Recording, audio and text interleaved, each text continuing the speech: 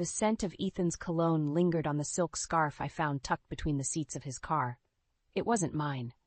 My heart raced as I clutched the damning evidence, my world tilting on its axis. "Catalina? What are you doing out here?" Ethan's voice startled me.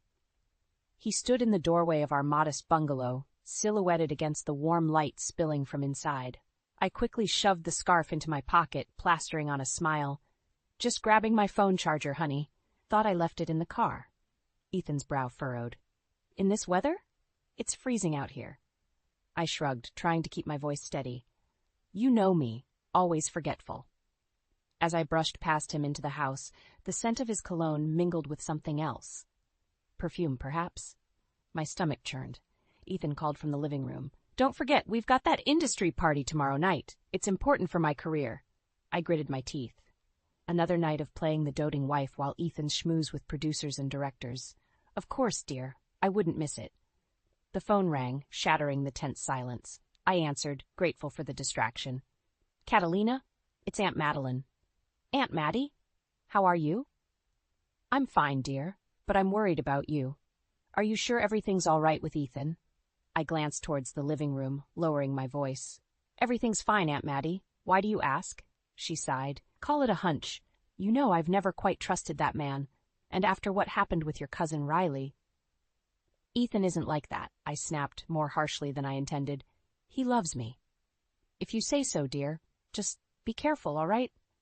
After hanging up, I leaned against the wall, closing my eyes. Aunt Madeline's words echoed in my head, mingling with the memory of that silk scarf. Who was that? Ethan appeared in the hallway, startling me again. "Just Aunt Madeline," I replied, forcing a smile. "Checking in." Ethan's eyes narrowed. "She still doesn't approve of me, does she?" I shook my head. "She's just protective. You know how family can be." He snorted. "Yeah, well, maybe if they saw how hard I'm working to provide for us, they'd change their tune." The words stung. I'd given up my own theater career to support Ethan's acting dreams.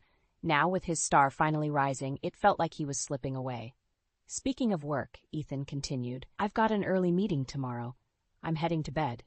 As he turned away, I blurted out, "Ethan, wait, we need to talk." He paused, looking annoyed. "Can it wait? I'm tired." I took a deep breath, steeling myself. "I found something in your car." His expression changed, a flicker of panic crossing his face before settling into practiced nonchalance. "Oh, what's that?" I reached into my pocket, my fingers brushing against the silky fabric. This was it, the moment of truth. But as I looked at Ethan, his handsome face etched with fatigue and stress, I faltered. It's nothing," I mumbled, withdrawing my empty hand. "Just some old scripts. I'll sort through them tomorrow." Ethan's shoulders relaxed visibly. "Great. Good night, Cat." As he disappeared upstairs, I sank onto the couch, the scarf burning a hole in my pocket. What was I doing? Why couldn't I confront him? The truth was, I was scared of losing everything I'd sacrificed for, scared of admitting that maybe, just maybe, Aunt Madeline and the rest of my family had been right all along. But as I sat there in the darkened living room, a new emotion began to simmer beneath the fear and doubt. Anger. How dare he betray me like this? How dare he take advantage of my love and support? I pulled out my phone, my fingers hovering over Aunt Madeline's number. No, I couldn't call her. Not yet. I needed proof. I needed a plan. Tomorrow night's party suddenly took on a new significance. If Ethan thought he could play me for a fool, he was in for a rude awakening. It was time to take control of my own story. I stood in front of the mirror, adjusting my dress for the industry party. The silk scarf I'd found in Ethan's car lay on the dresser, a constant reminder of my suspicions. As I applied my lipstick, memories of our early days flooded back. "Cat, you ready?" Ethan called from downstairs. "We can't be late." "Coming," I replied, grabbing my clutch and heading down. Ethan whistled appreciatively. "You look stunning, babe." For a moment, I saw the man I fell in love with, charming, attentive, full of dreams. But the illusion shattered as he checked his phone, frowning. "Everything okay?" I asked. He nodded distractedly. "Just some last-minute script changes. Let's go." The party was in full swing when we arrived. Ethan immediately dove into the crowd, leaving me alone at the bar. I ordered a glass of wine, watching him work the room. "Well, if it isn't Catalina Morgan," a familiar voice said behind me. I turned to see Philip, my old theater colleague. "Phil, what are you doing here?" He grinned. I'm producing now. Heard about a hot new actor named Ethan Morgan and had to check him out. Didn't realize he was your husband. I forced a smile. Small world, huh? Philip's eyes narrowed. You okay, Kat? You seem... off. Before I could respond, Ethan appeared, slipping an arm around my waist. There you are, darling. Oh, hello, I'm Ethan Morgan. Philip Reeves, Phil replied, shaking Ethan's hand. I was just catching up with Kat here. We used to work together in theater. Ethan's grip on my waist tightened. Is that so? Kat never mentioned you. The tension was palpable. I cleared my throat. Phil was just telling me about his producing work. Right, Phil said, his gaze flicking between us. Actually, Ethan, I'd love to chat about a project I'm developing. Got a minute? As they walked away, I couldn't shake the feeling that something was off. I mingled half-heartedly, keeping an eye on Ethan and Phil. Their conversation seemed intense, with lots of gesturing and hushed tones. An hour later, Ethan found me again, his eyes bright with excitement. Kat, you won't believe this. Philip's offered me the lead in his new film. My stomach dropped. That's great, honey. When does it start? We begin pre-production next month. It's a 6-month shoot in Vancouver. 6 months. The room started to spin. Kat, you okay? Ethan's voice sounded distant. I nodded weakly. Just need some air. I stumbled onto the balcony, gulping in the cool night air. This couldn't be happening. Just as I was starting to suspect Ethan's infidelity, he lands a role that'll take him away for months. Catalina. It was Philip. What's going on? I turned to him, tears threatening to spill. Nothing. Everything's fine. He sighed. Come on, Kat. I know you better than that. Is it the role? Because if you're not comfortable with Ethan taking it. No, I interrupted. It's not that. It's just... I hesitated, then made a decision. Phil, can I trust you? His expression softened. Of course. Taking a deep breath, I told him everything. My suspicions, the scarf, the late nights, and secretive phone calls. As I spoke, Phil's face grew increasingly concerned. Kat, I'm so sorry, he said when I finished. But listen, maybe this film is a good thing. It'll give you some space to figure things out. I nodded, wiping my eyes. You're right. Thanks, Phil. As we headed back inside, I spotted Ethan deep in conversation with a stunning redhead. Their body language was unmistakable. Heads close together, her hand on his arm, his eyes locked on hers. Fury rose in my chest. How dare he? Here, in public, where anyone could see. Phil followed my gaze. Oh, that's Amanda. She's playing opposite Ethan in the film.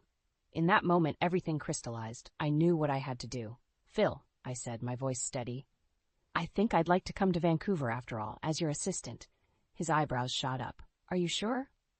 I nodded, my eyes never leaving Ethan and Amanda. Absolutely. It's time I got back into the business. As we rejoined the party, a plan began to form in my mind.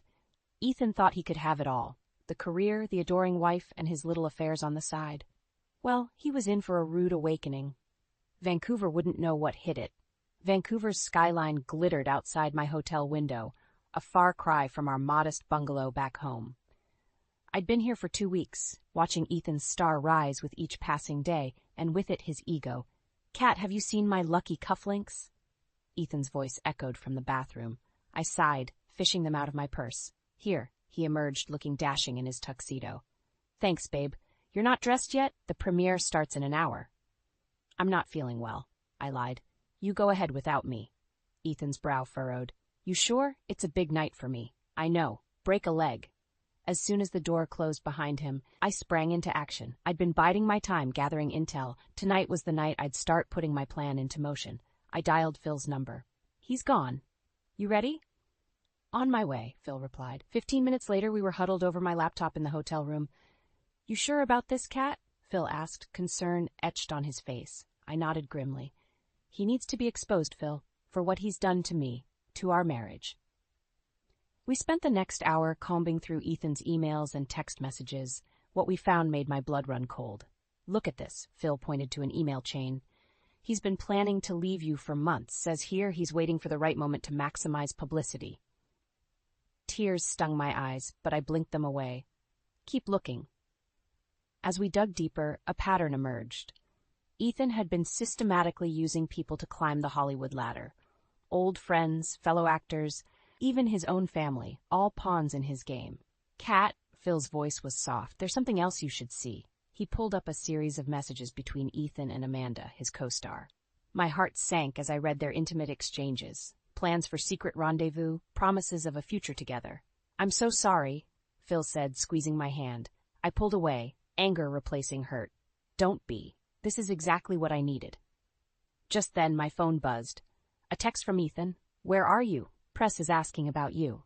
I smirked, an idea forming. "Phil, how fast can you get me to that premiere?" 30 minutes later, I strode down the red carpet, cameras flashing. Ethan's jaw dropped when he saw me. "Kat, what are you doing here? I thought you were sick." I plastered on my best smile for the cameras. "And miss your big night?" "Never." As we posed for photos, I whispered in his ear, "We need to talk. Now." We ducked into a quiet corner, away from prying eyes. "What's going on?" Ethan hissed. I met his gaze steadily. "I know everything, Ethan. The affairs, the manipulation, your plans to leave me for publicity." The color drained from his face. "Kat, I can explain." "Save it," I cut him off. "Here's what's going to happen. You're going to end things with Amanda, quietly. You're going to finish this film, and then we're going home to sort out our divorce. On my terms." Ethan's eyes narrowed. "And if I don't?" I smiled coldly. "Then I go public with everything I've found, every sordid detail. How do you think that'll play for your rising star?" For a moment, I saw a flicker of the old Ethan, vulnerable, uncertain, but it vanished as quickly as it appeared. "You wouldn't dare," he snarled. "Try me." We stared each other down, the sounds of the premiere fading into the background. This was it, the point of no return. Ethan finally broke the silence. "Fine, you win, for now." As he stormed off, I leaned against the wall, my heart pounding. I'd done it, I'd stood up to him, but this was just the beginning. Phil appeared at my side. "You okay?" I took a deep breath, straightening my shoulders. "I will be. Come on, we've got a show to put on." As we rejoined the party, I caught sight of Amanda across the room. Our eyes met, and I saw a flicker of guilt cross her face. Good. Let her squirm. The game was on, and I was playing to win. The Vancouver shoot was wrapping up, and with it, my patience. Ethan's transformation was complete. He'd become a stranger, consumed by his own hype and Hollywood's glitter. I stood in our hotel suite, packing up the last of our belongings. Ethan burst in, his face flushed with excitement. "Kat, you won't believe this. I've been offered the lead in a major studio film. It's huge." I forced a smile. "That's great, honey. When does it start?" "That's the thing," he said, avoiding my gaze. "It's a 3-picture deal. We'd have to move to LA permanently." The room spun. "What about our home? Our life back in?" "Come on, Kat," Ethan interrupted. "This is my big break. Our big break. Don't you want that for us?" I bit back a retort. "Us?" There hadn't been an us for months. "I need some air," I muttered, grabbing my coat. Vancouver's streets were a blur as I walked, my mind racing. How had we come to this? The modest dreams we once shared seemed like a lifetime ago. My phone buzzed. A text from Phil. "Emergency at the studio. Need you here ASAP." Grateful for the distraction, I hurried to the production office. Phil was pacing, looking agitated. "What's wrong?" I asked. He handed me a tablet. "Look at this." It was an entertainment news site. The headline made my blood run cold. "Rising star Ethan Morgan's secret double life exposed." The article detailed Ethan's affairs, including Amanda, complete with incriminating photos and text messages. My hands shook as I scrolled through it. "Kat, I swear I didn't leak this," Phil said, his voice urgent. I believed him. But if he didn't, who did? As if on cue, my phone rang. "Ethan, have you seen it?" he demanded without preamble. "I'm looking at it now," I replied, keeping my voice steady. "This is a disaster," he groaned. "My agent's going crazy, the studio's threatening to pull the deal." A cold clarity washed over me. "What do you want me to do, Ethan?" There was a pause. "We need to present a united front, show them we're rock solid. Can you do a joint interview with me? Deny everything?" The audacity of his request stunned me into silence. "Kat, are you there? This is important. My career is on the line here." His career. Of course, that's all that mattered to him now. "I'll think about it," I said, finally ending the call. Phil watched me warily. "What are you going to do?" I took a deep breath. "I don't know yet, but I'm done being a pawn in his game."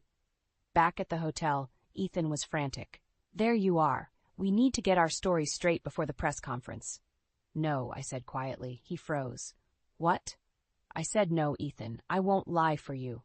His face darkened. "After everything I've done for us, this is how you repay me?" I laughed bitterly. "Everything you've done for us? You mean cheating on me? planning to leave me for publicity? Ethan paled. How did you? It doesn't matter, I cut him off. What matters is I'm done. I won't be your prop anymore. He grabbed my arm. You can't do this to me, I'll be ruined. I yanked free. You did this to yourself. As I turned to leave, Ethan's voice stopped me. If you walk out that door, don't bother coming back. I'll make sure you never work in this industry again. I met his gaze, seeing the stranger he'd become. In that moment, I made my decision. Goodbye, Ethan. I walked out, my heart pounding but my resolve firm. I didn't know what the future held, but I knew one thing. I was reclaiming my life, my identity. As I stepped into the cool Vancouver night, my phone buzzed. A text from an unknown number. Saw the news. Time to tell your side of the story? Madeline Shaw, Lifestyle Magazine. I stared at the message, a plan forming in my mind. Maybe it was time to pick up that pen again, after all.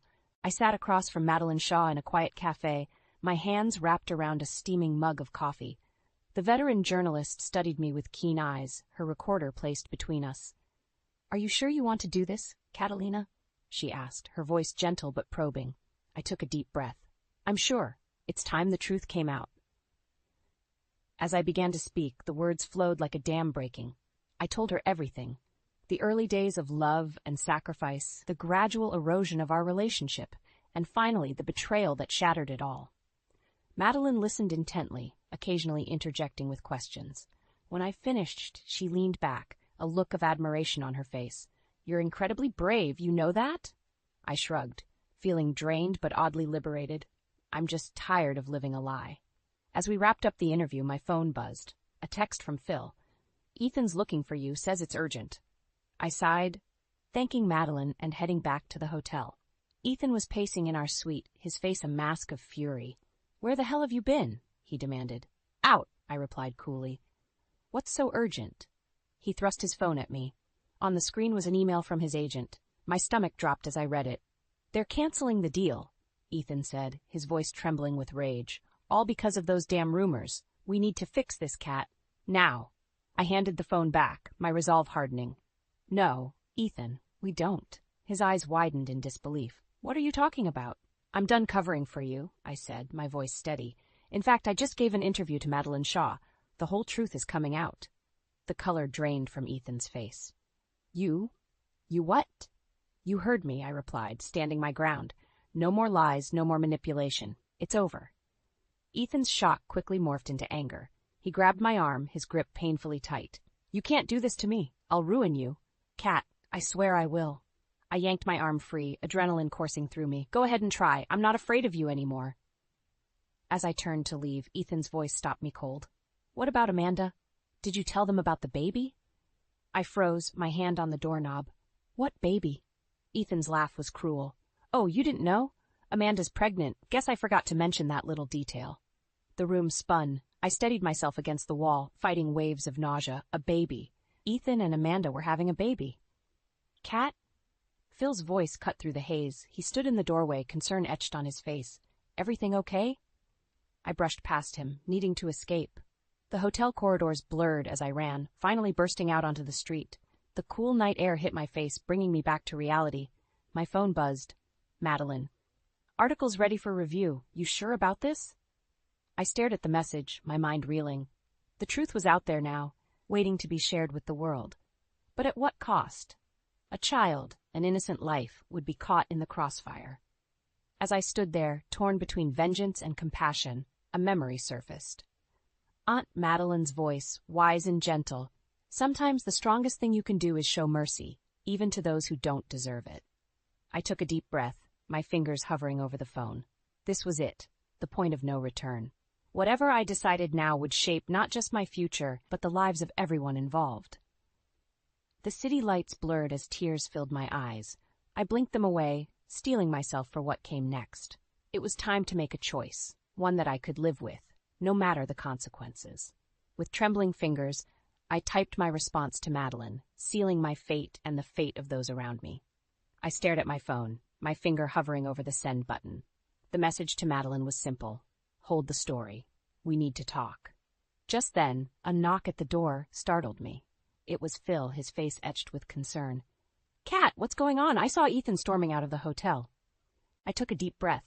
Phil, I need your help. Things are about to get complicated. As I filled him in on the latest developments, including Amanda's pregnancy, Phil's expression shifted from shock to determination. What do you want to do? He asked. Before I could answer, my phone buzzed. Ethan's name flashed on the screen. With trembling hands, I answered. Kat, we need to talk. Ethan's voice was unnervingly calm. Meet me at the studio in an hour. Alone. I agreed, ending the call with a sense of foreboding. Phil grabbed my arm. You can't go alone. It's not safe. I shook my head. I have to do this, Phil, but I need you to do something for me. An hour later, I walked into the deserted studio. Ethan stood in the center of the soundstage, bathed in a single spotlight. I'm glad you came, he said, his voice echoing in the empty space. What do you want, Ethan? He stepped closer, his eyes glinting. I want a divorce, Kat, on my terms. The words hit me like a physical blow. Even though I'd seen it coming, the reality was devastating. Your terms? I managed to choke out. Ethan's smile was cold. You'll sign a non-disclosure agreement. You'll tell the press our split is amicable, and you'll walk away with nothing. Anger flared within me. And why would I agree to that? He pulled out his phone, playing a recording. My blood ran cold as I heard my own voice, detailing Ethan's affairs to Madeline Shaw. If this gets out, my career is over, Ethan said. But so is yours. No one in this industry will ever trust you again. I felt the walls closing in. Everything I'd worked for, everything I'd sacrificed, was hanging by a thread. You have until tomorrow to decide, Ethan continued. Choose wisely, Kat. As he turned to leave, something inside me snapped. Years of suppressed anger and resentment bubbled to the surface. No, I said, my voice stronger than I felt. Ethan paused. What did you say?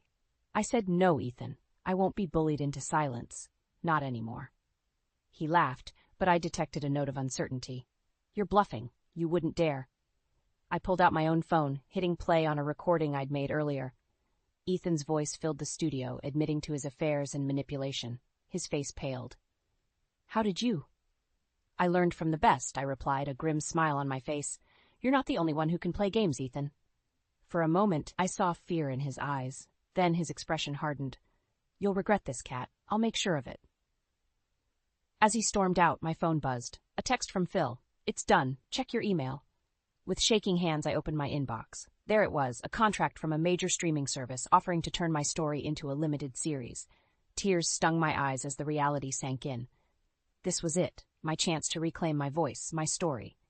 But as the adrenaline faded, doubt crept in. Was I ready for the world to know everything? Could I handle the scrutiny, the judgment? My phone buzzed again. This time it was Aunt Madeline. Remember who you are, Kat, her message read. Your story deserves to be told. I took a deep breath, feeling a strange mix of terror and exhilaration. The path ahead was uncertain, but for the first time in years, it was mine to choose. With renewed determination, I dialed Madeline Shaw's number. It was time to tell my story, on my terms. As the phone rang, I steeled myself for what was to come. The real battle was just beginning. The studio lights were blinding as I sat across from Madeline Shaw, my heart pounding. This was it, the moment of truth. We're live in 3, 2, 1. The producer's voice faded as the red light blinked on. Madeline smiled warmly. Welcome, Catalina. Thank you for joining us today. I took a deep breath. Thank you for having me, Madeline. Your story has captivated the nation. She began. A Hollywood fairy tale turned nightmare. Can you tell us what really happened? As I began to speak, the words flowed easier than I expected. I recounted the early days with Ethan, the sacrifices I'd made, and the gradual erosion of our relationship. And then, I said, my voice steady, I found evidence of his affairs. Madeline leaned in. How did you react? At first I was devastated, I admitted, but then I got angry, and that anger turned into determination. Just then, my phone buzzed in my pocket. I ignored it, focusing on the interview. You mentioned a turning point, Madeline prompted. Can you elaborate? I nodded, steeling myself. It was when I discovered Ethan's plan to divorce me for publicity. He wanted to use our breakup to boost his career. The studio fell silent. Even Madeline looked shocked. That's quite an accusation, she said carefully. Do you have proof? This was the moment I'd been dreading and preparing for. I pulled out my phone, playing the recording of Ethan's admission. As his voice filled the studio, I saw the crew exchanging glances. Madeline's eyes widened. Catalina, she said softly, This is extraordinary. Are you prepared for the consequences of sharing this? Before I could answer, the studio door burst open. Ethan stormed in, his face contorted with rage. "Cut the cameras!" he shouted. "This interview is over." The studio erupted into chaos. Security guards rushed in, but Ethan pushed past them, reaching for my phone. "You can't do this, Kat," he hissed. "Think about Amanda, the baby." I stood my ground, my voice surprisingly calm. "I have thought about them, Ethan. That's why I'm doing this. The truth needs to come out." He lunged for me, but Phil appeared out of nowhere, restraining him. "It's over, Ethan," Phil said firmly. "Let her speak." As security dragged Ethan away, his shouts echoing through the studio, I turned back to a stunned Madeline. "I'm so sorry," I began, but she held up a hand. "No apologies necessary," she said, a glint of admiration in her eyes. "This is the most riveting television I've seen in years." The producer approached, looking nervous. "We're still live. What do you want to do?" Madeline looked at me questioningly. This was my chance to back out, to keep some semblance of privacy. But as I looked around the studio, at Phil's encouraging nod, at the crew's expectant faces, at Madeline's steady gaze, I knew what I had to do. "Keep rolling," I said, my voice stronger than I felt. As I settled back into my seat, Madeline leaned forward. "Catalina, you've just experienced a shocking interruption. Are you okay to continue?" I nodded, taking a deep breath. "Yes, I am, because this isn't just about me and Ethan anymore. It's about every woman who's been silenced, manipulated, or made to feel less than she is." Madeline's eyes sparkled. "Then by all means, continue. The floor is yours." As I began to speak again, pouring out the full story without holding back, I felt a weight lifting from my shoulders. Years of pent-up emotions, of swallowed words and stifled dreams came rushing out. But with each revelation, each painful truth laid bare, I felt stronger. This was my story, my voice, and no one could take that away from me. As the interview drew to a close, Madeline asked one final question. "Catalina, what's next for you?"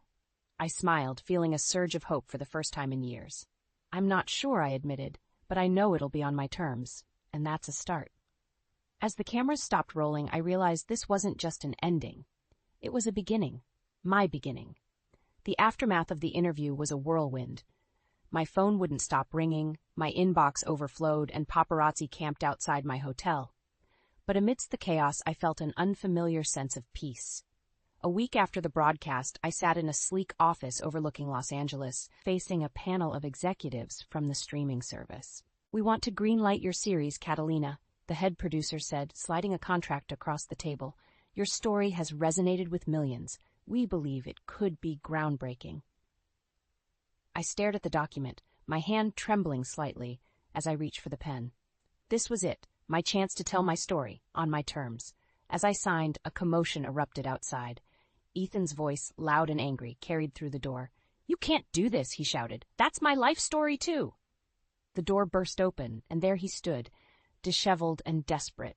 Our eyes met, and for a moment I saw a flicker of the man I once loved. "Ethan," I said calmly, "it's over." He deflated, sinking into a chair. "Kat, please.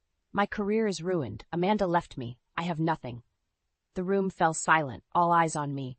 This was the moment of truth, the climax of our tumultuous journey. I took a deep breath. "You're right, Ethan. You do have nothing. But that's not because of me. It's because of your choices." He looked up, his eyes pleading. "Can't we work something out, for old time's sake?" I shook my head, feeling a surge of strength. "No, Ethan. I'm done compromising myself for you. This is my story now. I'm going to tell it." As security escorted him out, I turned back to the executives. "I'm sorry about that. Where were we?" The head producer smiled. "I think we just witnessed the perfect ending to your first season." Laughter filled the room, breaking the tension. As we discussed the details of the show, I felt a weight lifting from my shoulders. This wasn't just a career opportunity. It was a chance at redemption, at reclaiming my voice. Months flew by in a blur of writing sessions, casting calls, and production meetings. Before I knew it, I was standing on set, watching actors bring my story to life. On the night of the premiere, I stood backstage, heart pounding. The theater was packed with industry bigwigs, critics, and fans who had followed my journey. As the lights dimmed and the first scene played, I felt a hand slip into mine. It was Phil. "You did it, Kat," he whispered. "You took control of your narrative." Tears welled in my eyes as I watched my story unfold on the big screen. The pain, the betrayal, the struggle, but also the strength, the resilience, the triumph. When the credits rolled, the audience erupted into applause. As I stepped onto the stage for the Q&A, I was met with a standing ovation. Looking out at the sea of faces, some familiar, some new, I felt a surge of gratitude. For Aunt Madeline's unwavering support, for Phil's steadfast friendship, for every person who believed in me when I couldn't believe in myself. As I fielded questions about the show and my journey, one reporter asked, "Catalina, what would you say to other women who feel trapped in toxic relationships?" I paused, considering my words carefully. I would say this: your story matters, your voice matters, and it's never too late to reclaim your narrative. The room fell silent, hanging on my every word. I spent years dimming my light for someone else, I continued, but the moment I decided to shine, everything changed. So to every woman out there wondering if she's strong enough, brave enough, worthy enough, the answer is yes, always yes. As the applause washed over me, I felt a profound sense of peace. This wasn't just an ending. It was a new beginning. My beginning. Later that night, as I stood on my hotel balcony overlooking the city, I pulled out my phone and dialed a familiar number. "Aunt Madeline, it's Kat. I did it. I really did it." Her warm laughter filled the line. "I never doubted you for a second, my dear. Now, tell me everything."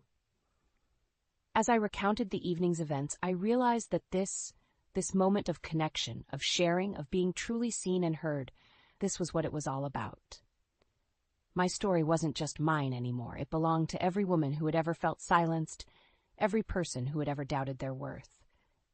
And as I looked out at the twinkling lights of Los Angeles, I knew that the best chapters of my life were still to come.